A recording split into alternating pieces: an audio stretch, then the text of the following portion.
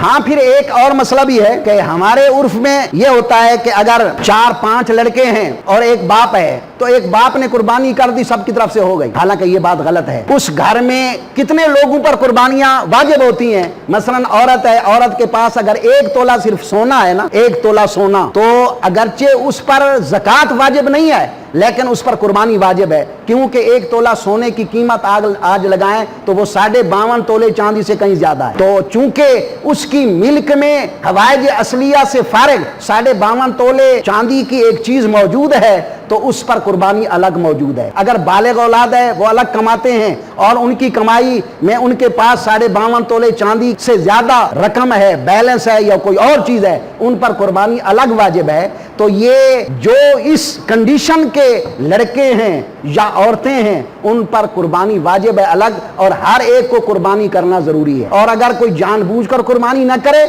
मेरे आका अलैहिस्सलातु वस्सलाम फरमाते हैं कि जिस पर कुर्बानी वाजिब है और उसने कुर्बानी नहीं की, वो हमारी ईदगाह के करीब मत आए। यानी शरीयत मुस्तफ़ी उसको हिकारत की निगाह से, नापसंदीदगी की निगाह से देखती है कि वो मुसलमान होकर, सरकार का उम्मती होकर, सरकार की शरीयत के ahकाम को नहीं बजा रहा, तो वो नमाज काहे की पढ़ता है, नमाज की तरफ आता है तो पहले नमाज ईद के तकाजे को पूरा करे।